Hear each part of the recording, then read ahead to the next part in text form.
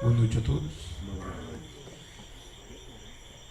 Como o Tito já adiantou, hoje é a terça-feira que a gente reserva para fazer o estudo do Livro dos Espíritos, né? Normalmente é a última terça-feira do mês. E no último estudo a gente concluiu a introdução, e até eu brinquei que ficou como dever de casa, né? Para o pessoal ler aquele texto do Prolegômenos. E hoje a gente vai começar propriamente a parte do livro composta de perguntas e respostas, né? O Livro dos Espíritos ele é dividido em 4 partes, em 4 livros, como ele chama. Nós vamos começar o primeiro livro, o primeiro capítulo do primeiro livro, da primeira parte, né? E esse é o tema desse capítulo, né? O capítulo fala Deus, o título do capítulo é Deus, né? E antes da gente começar, vamos tentar pegar algumas referências, né, iniciais para a gente começar a discutir antes de entrar propriamente no texto do livro. Eu destaquei, por exemplo, aqui a definição de Deus de um dicionário, né? E depois vamos comparar dessas definições que o dicionário apresenta com o que a doutrina espírita coloca para a gente como sendo Deus, né? E aí ele começa: o Ser Supremo, o Espírito Infinito e Eterno, Criador e Preservador do Universo, iniciado, né? Quer dizer, várias definições aí. Ente tríplice e uno, infinitamente perfeito, livre, aqui está ruim, livre, inteligente, criador e regulador do universo. Aqui já entra um conceito da Igreja Católica, de entender que Deus faz parte de uma trindade, né? Deus é o Pai, o Filho e o Espírito Santo. E aí mais um conceito católico, cada uma das pessoas da Santíssima Trindade, né? E aí alguns conceitos mais figurativos, não vem bem ao caso, mas, por exemplo, Deus seria um personagem com qualidades extraordinárias. Como a gente diz, ele é o Deus da música, ele é o Deus do não sei o quê, né? É uma linguagem figurada, não vem ao caso. Deus é um objeto de culto. Cada uma das divindades do politeísmo, né? Em algumas doutrinas entendem a divindade como sendo múltipla, né? E aí eu estranhei, mas fiquei bastante satisfeito ao ver num dicionário uma definição talvez bem próxima do que a gente vai ver na doutrina espírita, né? Princípio único e supremo da existência e da atividade, primeiro motor e causa primeira do devir e da ordem do mundo, né? Quer dizer, já estamos chegando no caminho do que seria a definição de Deus, né? Se a gente conseguir um dia defini-lo. E aí eu trago essa figurinha para a gente pensar um pouquinho em como a gente vem trabalhando essa imagem de Deus, né? Alguns dizem que o homem, pela sua ainda pela sua soberba, tenta transformar Deus numa figura parecida com ele, para dar ao homem uma importância maior do que a que ele teria, né? Então a gente vê muitas linhas de pensamento antropomorfizando Deus, né? Trazendo Deus como a figura de um homem, né? Personalizando Deus na figura de um homem. E aí com isso muitas vezes a gente atribui a Deus diversas características não perfeitas do homem. A gente imagina que ao transformar Deus numa figura humana, a gente estaria facilitando a sua compreensão, mas muitas vezes a gente está levando para ele características que são inerentes do homem e que a gente imagina que não caberiam para uma entidade de tamanha grandeza, né? E aí vamos entrar propriamente no Livro dos Espíritos. Como eu falei, é a primeira parte do livro, que fala das causas primárias, o capítulo 1, Deus, e ele é dividido em 4 tópicos: Deus e o infinito, provas da existência de Deus, atributos da divindade, e aí ele abre um item para falar de panteísmo, que era, na época que Kardec estava elaborando essas perguntas, era uma filosofia que estava em voga naquela ocasião, que ele quis tratar isso com os espíritos e deu a importância de colocá-lo também no livro. São 16 questões nessa parte do livro e a gente vai tentar cobrir a todas elas hoje.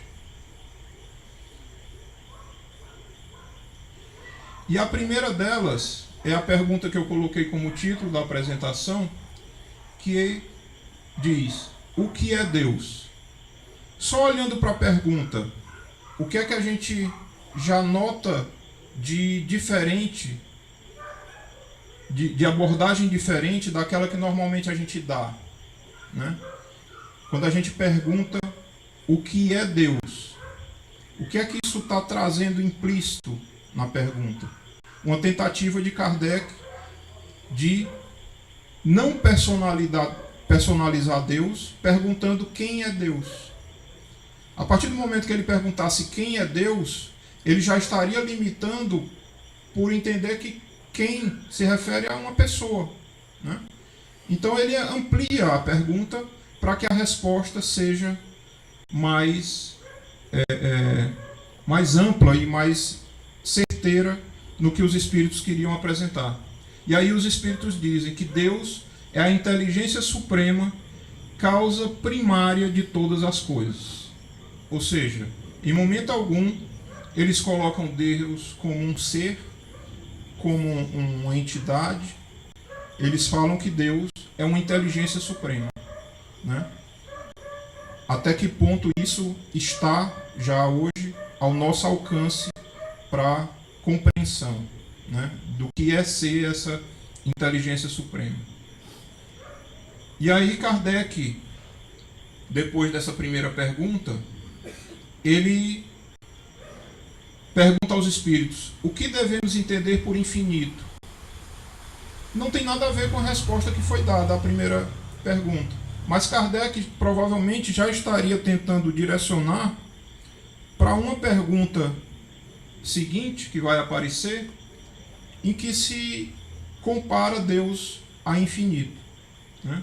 E aí ele diz que os espíritos dizem para Kardec que infinito é aquilo que não tem começo nem fim, o desconhecido. Todo o desconhecido é infinito. Ou seja, para a gente hoje, muito do que a gente não conhece os limites, a gente trata como infinito. O universo é infinito porque a gente não sabe, não tem capacidade de compreender os seus limites, se existem esses limites. Então a gente diz que ele é infinito, né? E aí ele define isso buscando preparar para a terceira pergunta, em que ele compara Deus com essa noção de infinito. Poderíamos dizer que Deus é o infinito? E aí os espíritos respondem para ele: definição incompleta, pobreza da linguagem dos homens, que é insuficiente para definir as coisas que estão acima da sua inteligência. Ou seja, da mesma forma como a gente chega e diz que o universo é infinito por a gente não conhecer, não ter capacidade de conhecê-lo, a gente poderia também dizer que Deus é o infinito, né? Mas ele diz que essa definição é incompleta. Os espíritos dizem que essa definição é incompleta, né? E que é por conta da pobreza da nossa linguagem de tentar descrever Deus em toda a sua magnitude. E aí eu optei por não transcrever aqui os comentários de Kardec, mas eu vou ler para a gente pensar em cima do que Kardec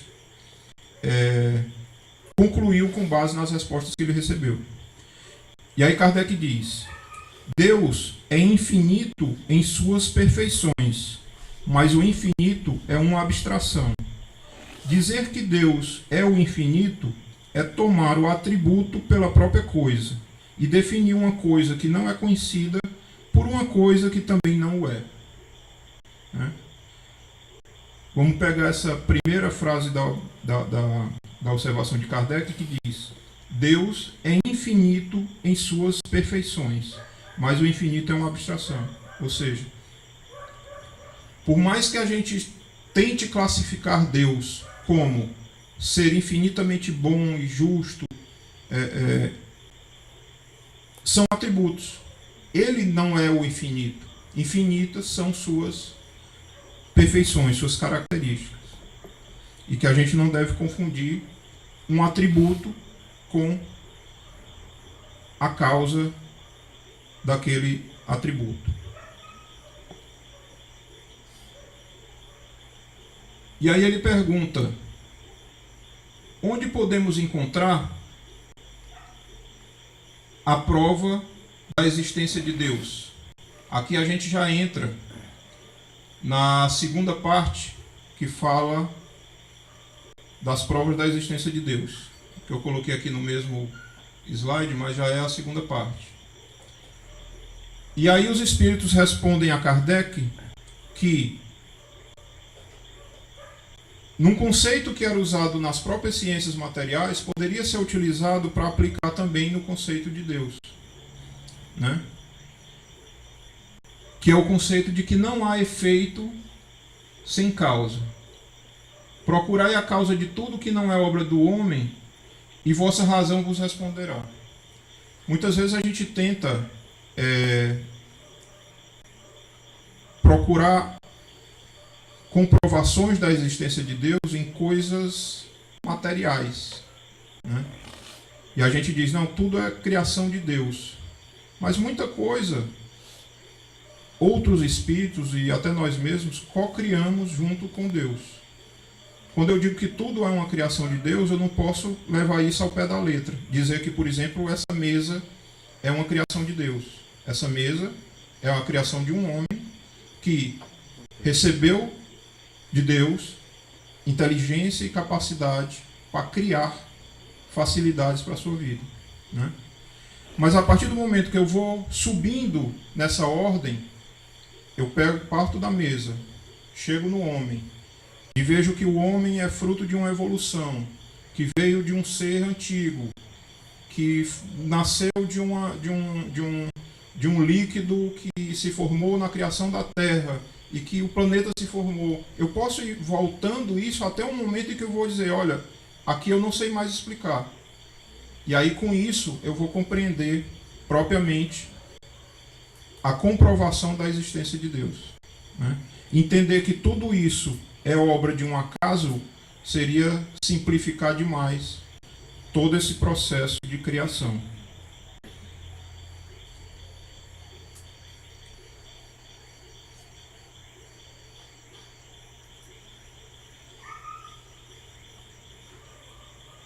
E aí Kardec traz uma observação a essa quarta resposta. Ele diz: para crer em Deus, basta lançar os olhos sobre as obras da criação.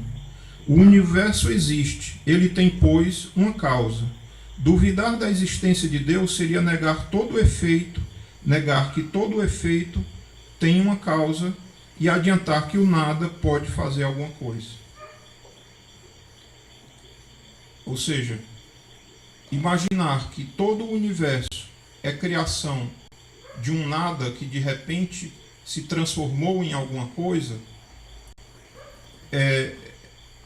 não é razoável, né? É de se imaginar que tudo tem uma causa. Não pode do nada partir a existência de algum elemento.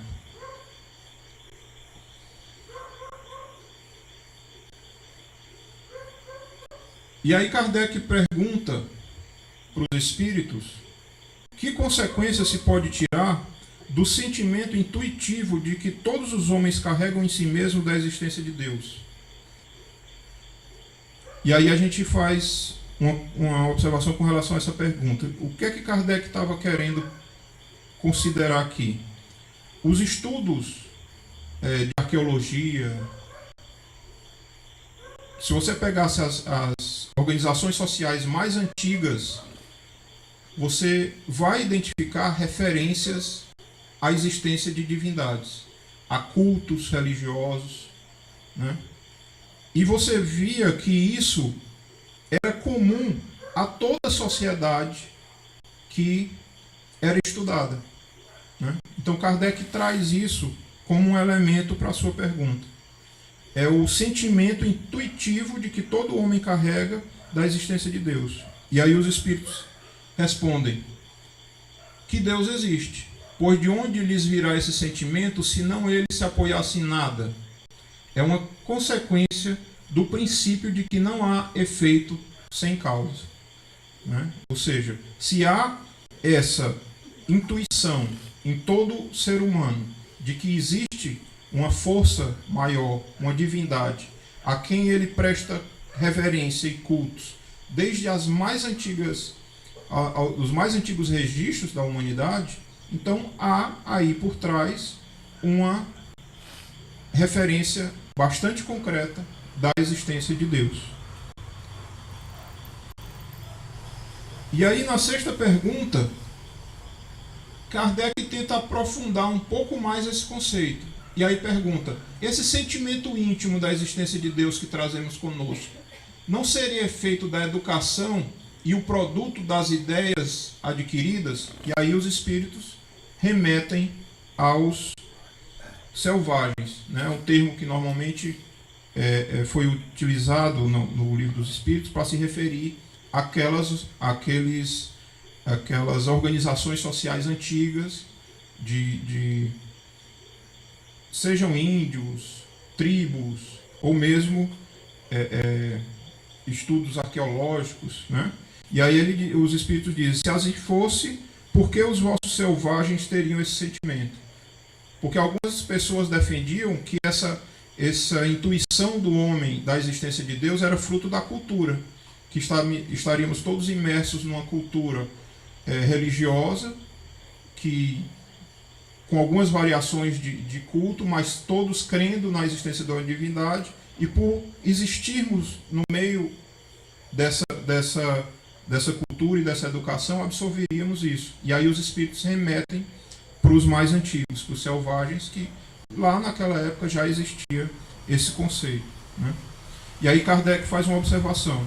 Se o sentimento da existência de um ser supremo não fosse senão o produto de um ensinamento, ele não seria universal e não existiria, como as noções de ciência, senão naqueles que teriam podido receber esse ensinamento. Ou seja, se isso só existisse nos humanos, nos homens que vivessem nessas comunidades em que houvesse esse tipo de educação e essa cultura, estaria comprovado essa abordagem. Mas não.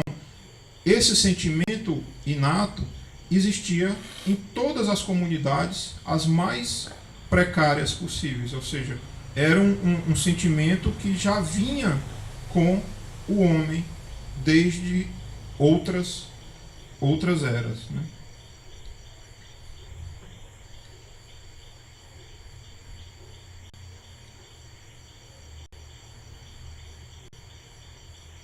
Poderíamos encontrar a causa primária da formação das coisas nas propriedades íntimas da matéria? Kardec estava perguntando, olha, a origem de tudo que existe hoje pode ser explicada pelas características das matérias que as compõem, né? Nós somos basicamente compostos orgânicos. Se a gente estudar os componentes que formam o nosso corpo, provavelmente são muito parecidos com o que formam uma planta ou um animal. Se a gente estudar essas características desses componentes, nós vamos explicar a formação das coisas. E aí os espíritos perguntam, sim, mas se você explicar por isso, qual é a origem dessas características desses elementos, né? Ou seja, os espíritos sempre remetem ao ponto onde se perderia a explicação para a formação, né? E aí eles dizem, mas qual seria a causa dessas propriedades? É preciso sempre uma causa primeira. A matéria não já surgiu do nada com todas essas características, né? E aí Kardec complementa com sua observação. Atribuir à formação primeira das coisas as propriedades íntimas da matéria seria tomar o efeito pela causa, porque essas propriedades são elas mesmas um efeito que deve ter uma causa, né? Ou seja, se a gente tentar explicar a formação dos elementos vivos pelos elementos que os compõem, a gente vai ter que explicar depois por que esses elementos têm essas características e por que eles se organizariam para formar esses seres, né? E aí Kardec continua ainda explorando esse tema. Que pensar da opinião que atribui a formação primária a uma combinação fortuita da matéria, ou seja, o acaso?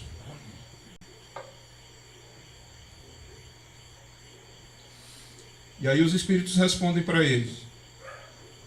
Outro absurdo, que homem de bom senso pode considerar o acaso como um ser inteligente. E além disso, o que é acaso? Nada.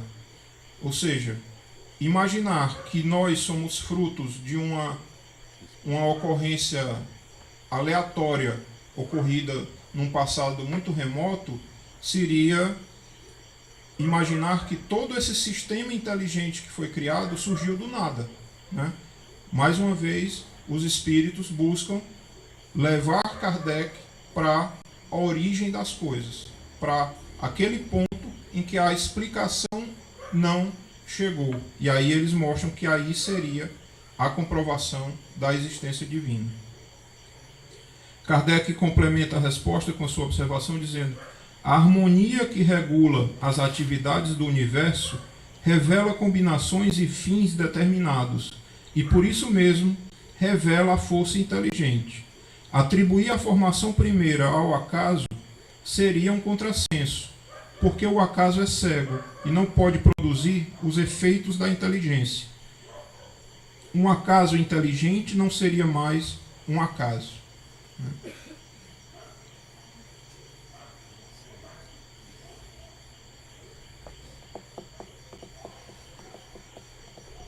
Kardec vai e pergunta: onde se pode ver na causa primária uma inteligência suprema superior a todas as outras?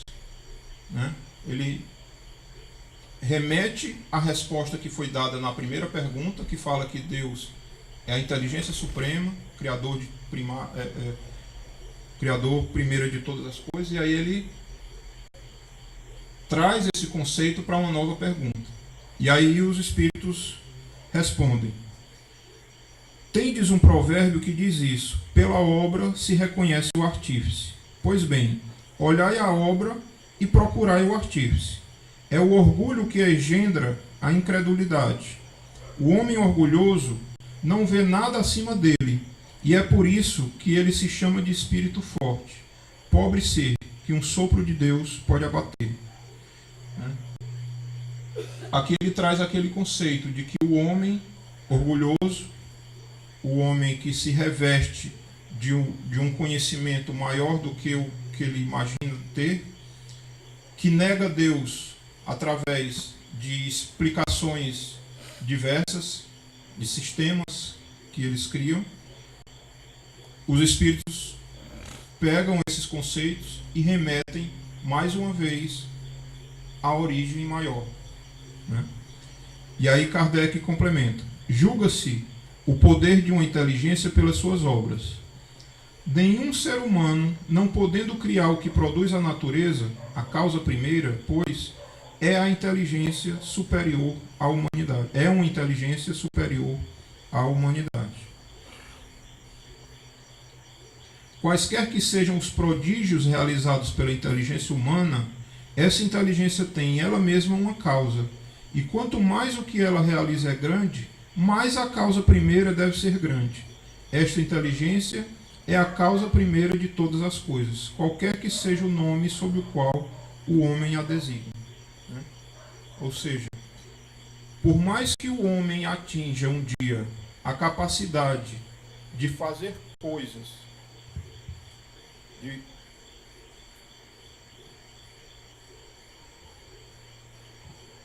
fazer coisas.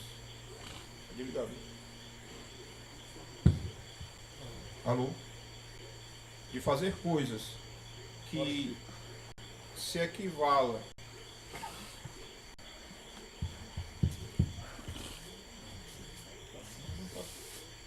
alô? Alô? Tá. Alô?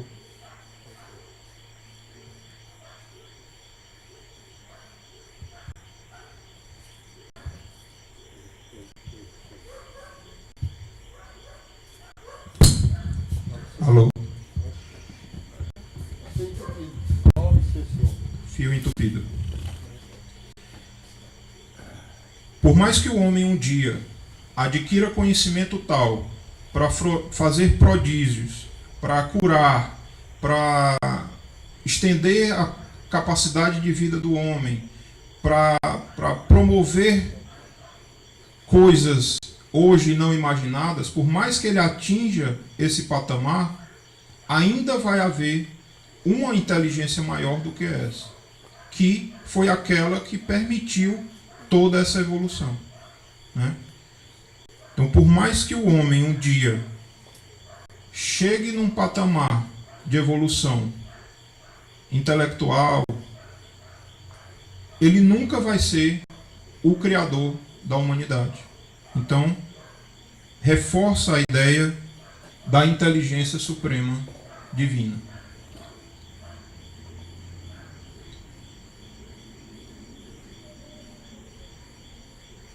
E aí, entrando na parte dos atributos da divindade, Kardec pergunta se o homem pode compreender a natureza íntima de Deus. E os espíritos dizem que não, falta-lhe para tanto um sentido. Ou seja, os sentidos que a gente detém hoje na Terra não nos permitem ainda compreender essa natureza de Deus, né? Por isso ainda o uso dessas definições um pouco vagas, digamos assim, pela nossa incapacidade, pela nossa pobreza intelectual ainda de chegar a esse entendimento pleno.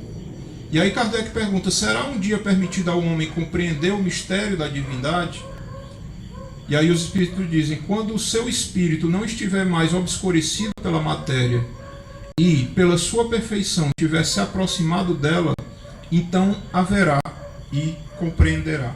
Ou seja, um dia os homens atingirão um nível evolutivo tal que permitirá a ele essa compreensão mais aprofundada dessa divindade.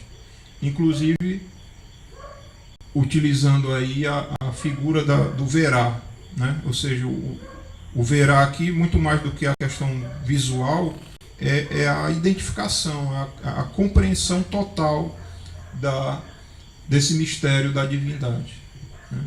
E aí Kardec traz um comentário. A inferioridade das faculdades do homem não lhe permite compreender a natureza íntima de Deus. Na infância da humanidade, o homem o confunde, frequentemente, com a criatura da qual lhe atribui as imperfeições. Mas à medida que o senso moral se desenvolve nele, seu pensamento penetra melhor o fundo das coisas e dele faz uma ideia mais justa e mais conforme a sã razão, embora sempre incompleta.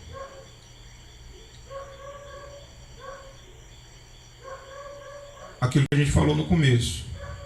Ao personificar Deus, trazendo uma aparência humana, a gente está atribuindo a Ele as imperfeições da criação, né? Nós somos criados simples, ignorantes, para trilharmos um processo evolutivo. Qualquer fase ainda que não seja esse ápice da evolução, teremos imperfeições ainda a serem trabalhadas. E toda vez que nós tentarmos caracterizar Deus através dessa comparação com a criação divina, nós vamos estar incorrendo nessa atribuição de imperfeições.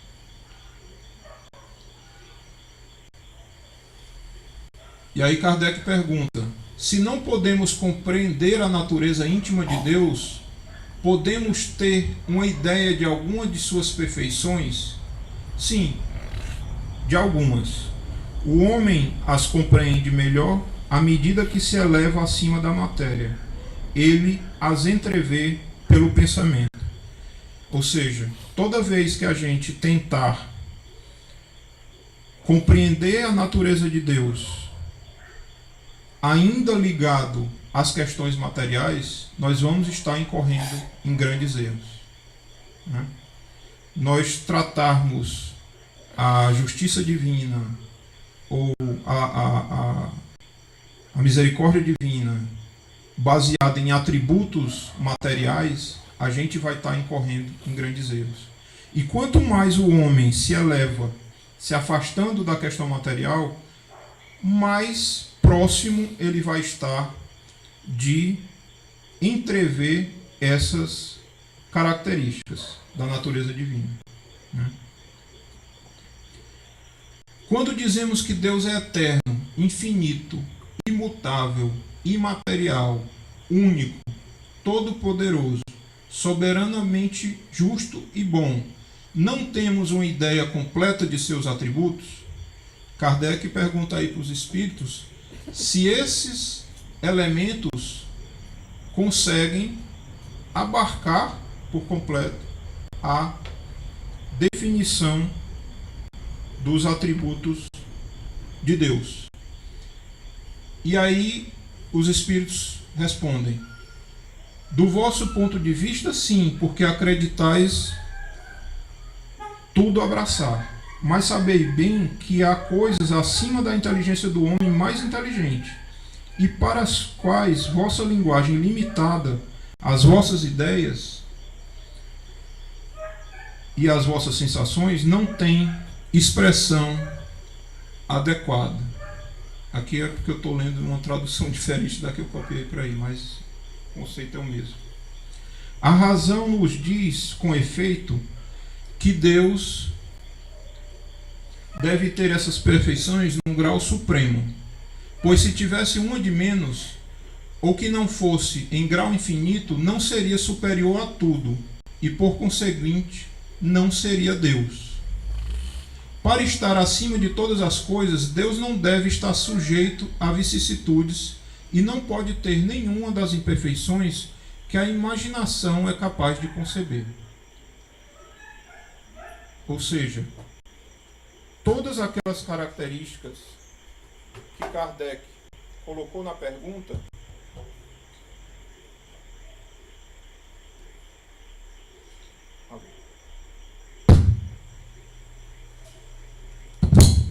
alô. Todas aquelas características que Kardec colocou na pergunta, eles trazem alguns conceitos que, diante da limitação intelectual do homem, poderia fechar o entendimento. Mas os espíritos colocam que Deus é muito maior do que isso, que o homem não tem capacidade para ver por completo todos esses atributos. E aí coloca ainda que Deus deve ter todas essas características num grau supremo de perfeição. Qualquer coisa que a gente pense que confronte a perfeição de algum atributo de Deus, podemos ficar certos que nós estamos nos equivocando com relação a Deus. Se nós atribuirmos a Deus qualquer coisa que não seja infinitamente bom, infinitamente justo, nós estamos errando. Nós estamos jogando para Deus uma coisa que provavelmente não é dele, né? Muitas vezes a gente lamenta e diz: ah, Deus, por que você está fazendo isso comigo? Né? Por que você permite que esse mal me ocorra? Né? Ou seja, a gente está agindo de forma incompreensível com Deus. A gente não entendeu ainda o infinito das suas perfeições, das suas características.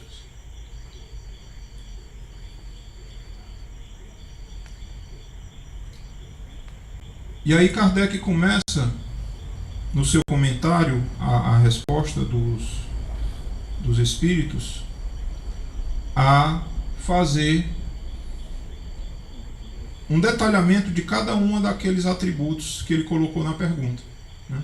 Essa parte aí não é resposta dos espíritos, essa parte é comentário de Kardec, com base na resposta que os espíritos deram a ele. E aí ele começa pelo atributo de eterno e diz: se ele tivesse tido um começo, teria saído do nada, ou então teria sido criado por um ser anterior, né?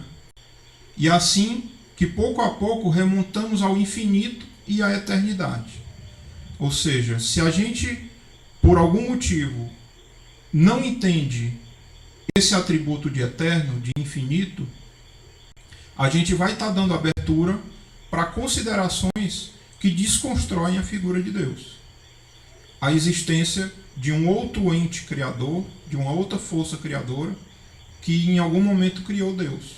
E aí Deus não seria mais o Criador Supremo de todas as coisas. É imutável. Se ele estivesse sujeito a mudanças, as leis que regem o universo não teriam nenhuma estabilidade. E uma das coisas que sustentam o universo é a estabilidade das suas leis divinas, né?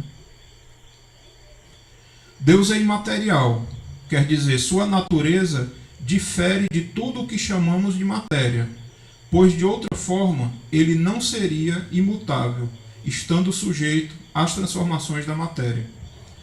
Se nós atribuirmos qualquer conceito de matéria que conhecemos a Deus, os atributos dessa matéria teriam que ser atribuídos a Deus também. E hoje a gente sabe que as matérias conhecidas, elas têm propriedades de transformação. E aí estaríamos em confronto com o conceito da imutabilidade.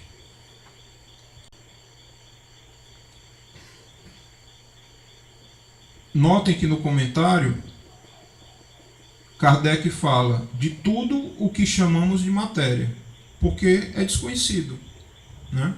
Nós não podemos dizer exatamente de que seria feito Deus, ou se ele é feito de alguma coisa, porque a gente desconhece esses conceitos. E o outro conceito é que Deus é único. Se houvesse muitos deuses, não haveria unidade de vistas nem de poder na organização do universo. E aqui a gente traz alguns conceitos de outras filosofias politeístas que veem um conjunto de deuses.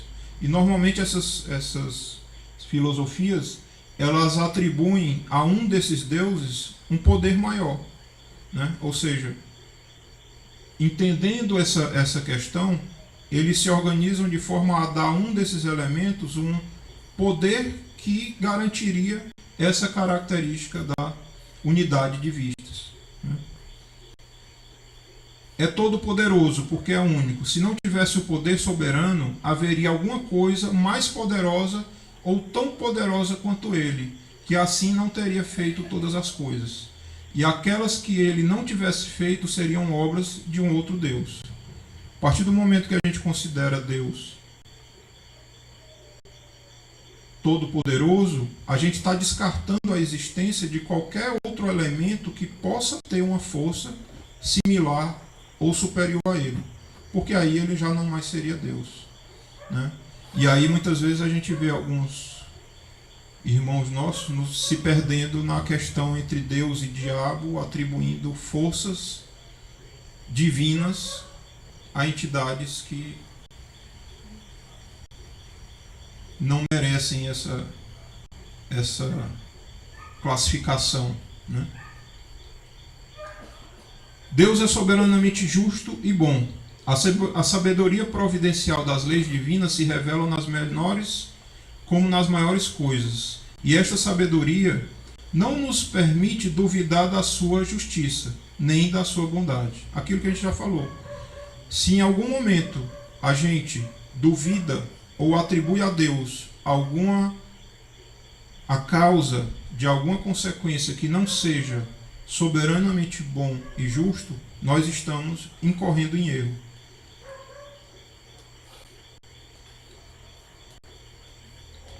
E aí, para concluir, a gente entra na parte em que Kardec aborda a figura do panteísmo, a filosofia panteísta, no Livro dos Espíritos.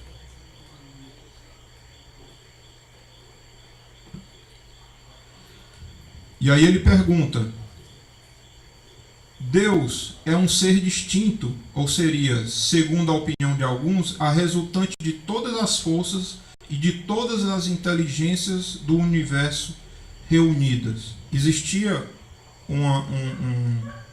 uma linha de pensamento que distribuía o poder divino em todos os elementos da criação. Então, para esses pensadores, Deus seria a união de todas essas forças. E aí os espíritos respondem: se assim fosse, Deus não existiria, porque seria efeito e não causa. Ele não pode ser ao mesmo tempo uma e outra. Se Deus existe, não o podeis duvidar, e é isso o essencial. Acreditai no que vos digo e não queirais ir além. Não vos percais num labirinto de onde não poderias sair. Isso não vos tornaria melhores, mas talvez um pouco mais orgulhosos, porque acreditaríeis saber quando na realidade nada saberias. Deixai, pois, de lado todos esses sistemas, tendes que vos desembaraçar de muitas coisas que vos tocam mais diretamente. Isso vos será mais útil do que querer penetrar o que é impenetrável. Aqui os espíritos dão um puxãozinho de orelha em Kardec, né? Ou seja, eles dizem: cara, se preocupa com o que é importante. Se desliga desses sistemas criados pelos orgulhosos para tentarem explicar Deus de forma equivocada. Foca no que é importante para o desenvolvimento do conceito que está sendo criado, né? Que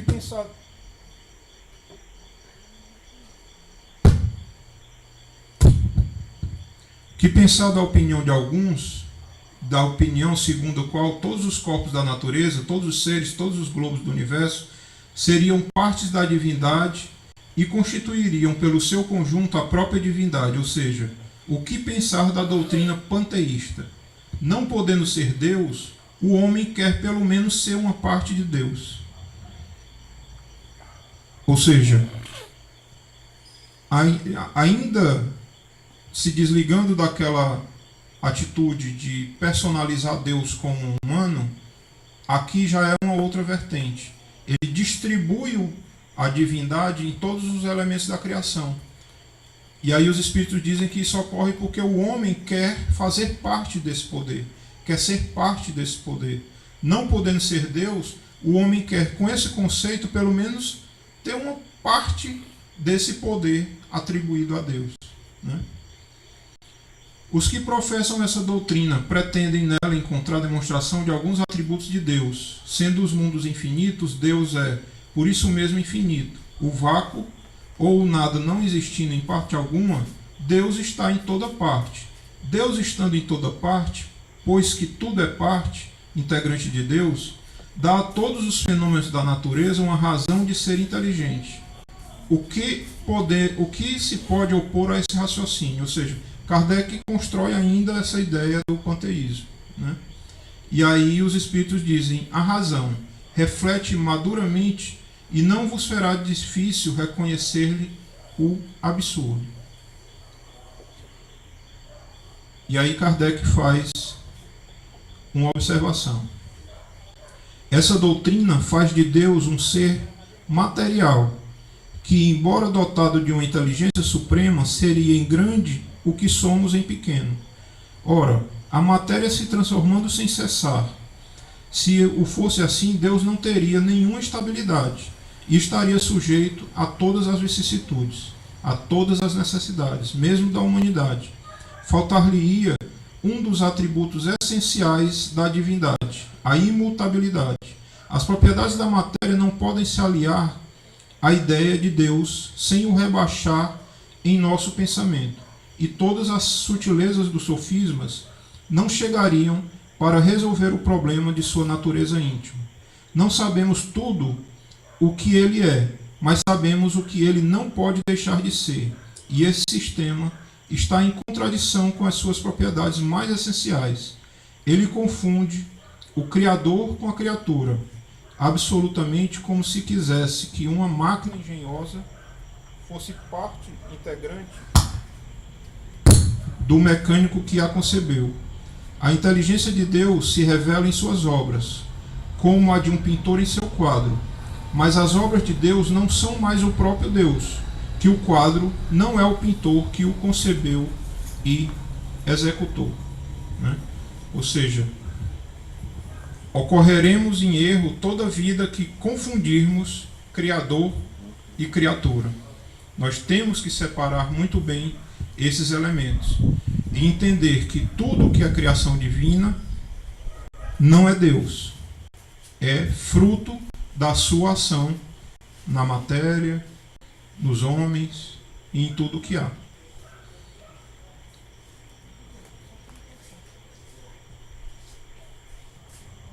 Para encerrar, eu trouxe aqui uma passagem de Mateus, capítulo 5, versículos 44 a 48, que inclusive está destacado no Evangelho segundo o Espiritismo, se eu não me engano, no capítulo 17.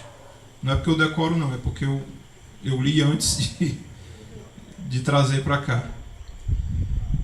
Eu, porém, vos digo: amai os vossos inimigos, bendizei os que vos maldizem, fazei bem ao que vos odeiam, e orai pelos que vos maltratam e vos perseguem, para que sejais filhos do vosso Pai que estás nos céus.